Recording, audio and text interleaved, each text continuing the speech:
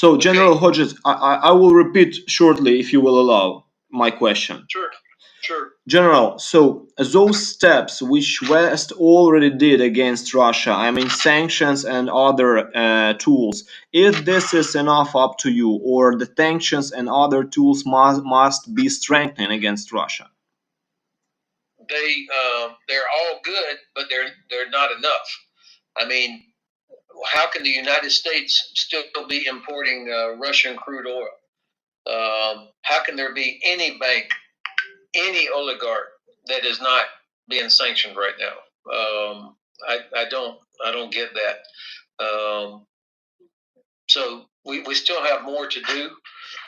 It's impressive how many people, how many countries, how many organizations have joined in this. But I mean, it's got to be it's got to be even more and immediately. I mean, there's no point in holding back on anything, as far as I can tell.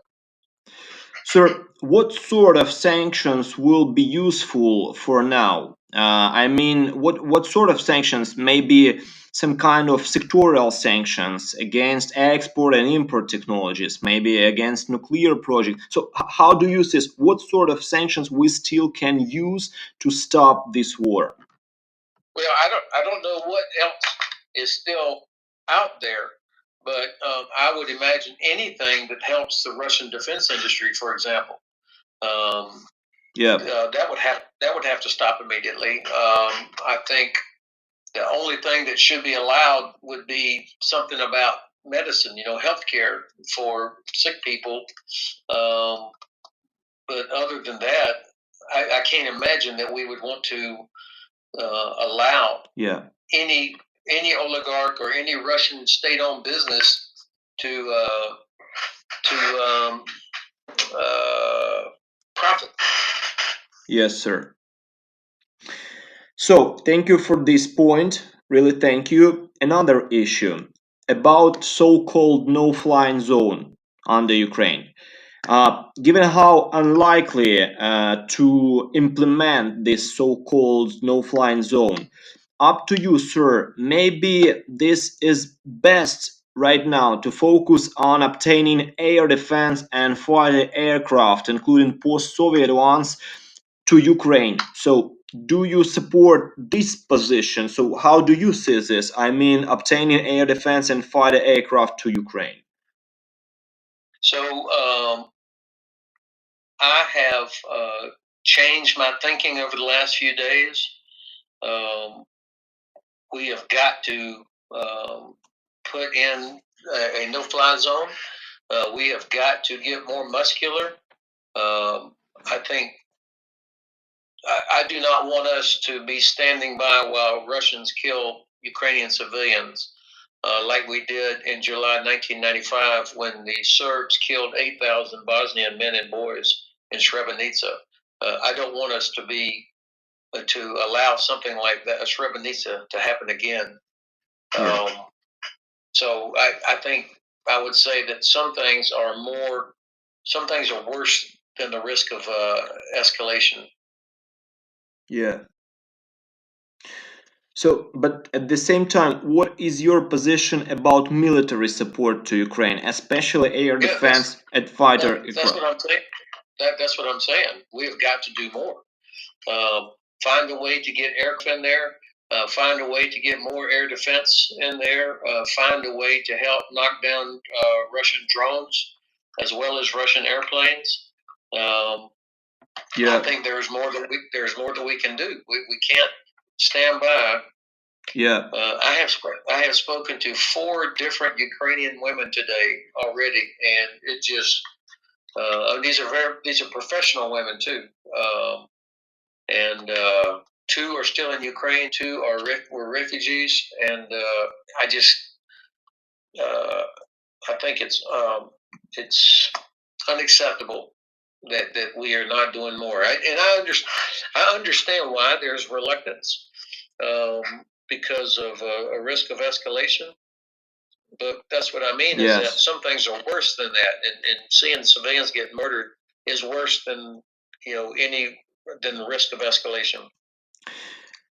Yes, sir. So moving forward with this issue, you know that many of those aircrafts and air defense systems, they are still in the service of the former Warsaw Pact countries.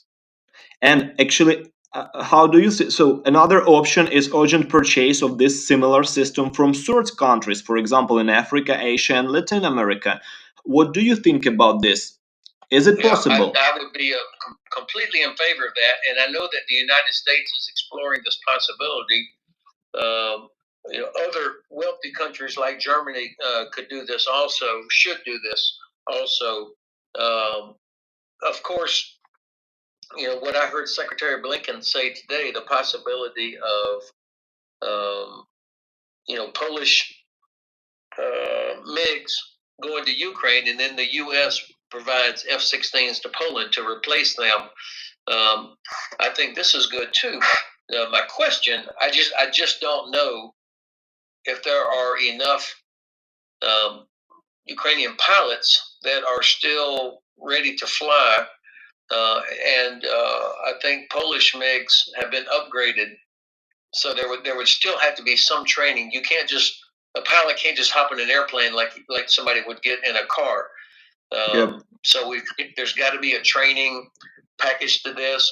Plus, we would have to protect the air bases from which they would fly. So that it's not just airplanes. It's a whole, there's other things that have to be done for this to be effective. Thank you, sir, for this. But I like it because this would give Ukraine the opportunity not only to hit these big logistical convoys, which would be very helpful, but also to hit the Russian Navy base in Sevastopol. I mean, the Russian Navy commander of the Black Sea Fleet, he should feel very uncomfortable about the possibility of his base, his maintenance facilities being hit, for example, or that big bridge that connects Kerch to Crimea, or connects Russia to the Kerch Peninsula. I think that bridge needs to go down. General, it sounds like we have too much work to do. But yeah, we do have a lot of work to do, for sure. Sir, but you know what? Yeah. I'm optimistic. The Russians are showing a lot of vulnerability, a lot of weakness, and I don't think they have enough people to carry out this war of attrition. And I'm not sure they have enough ammunition also.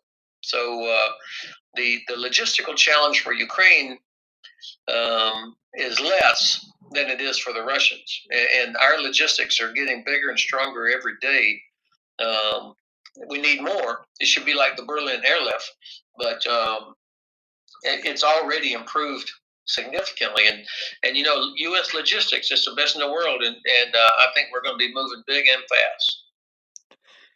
The second most powerful army in the world is another Russian fake. It seems to be so, sir.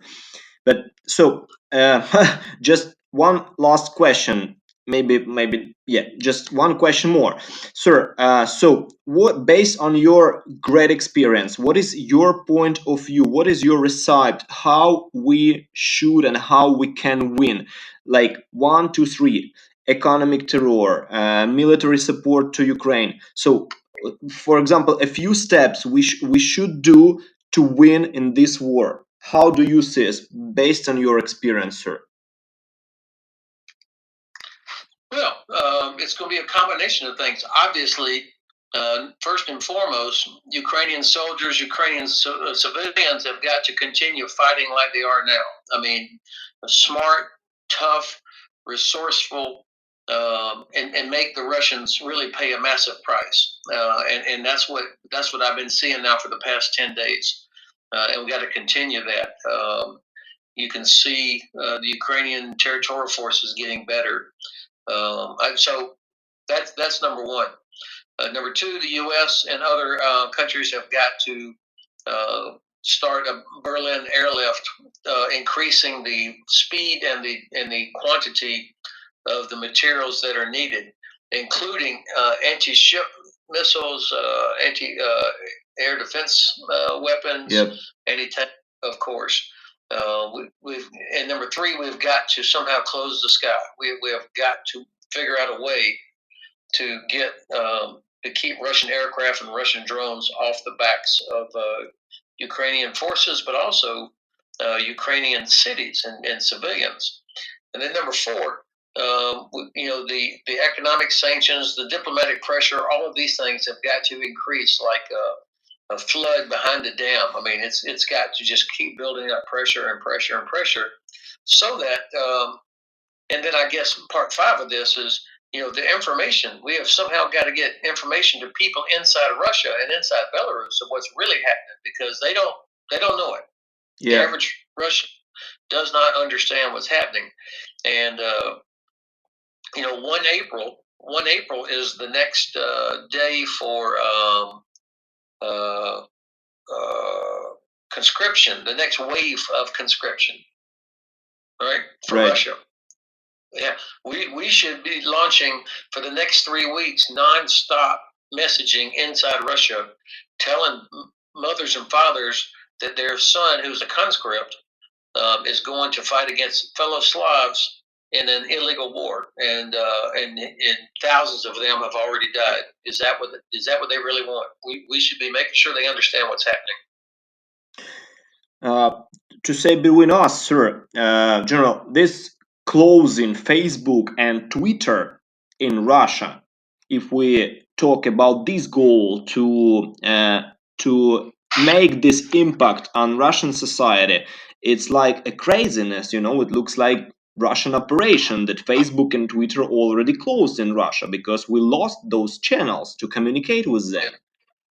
Yeah.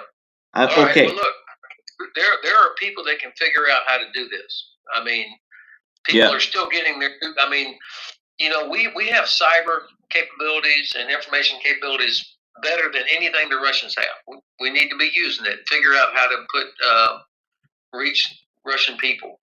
We can do this. Yeah, it's this part of my emotions, because this issue was pretty important for me and for our team.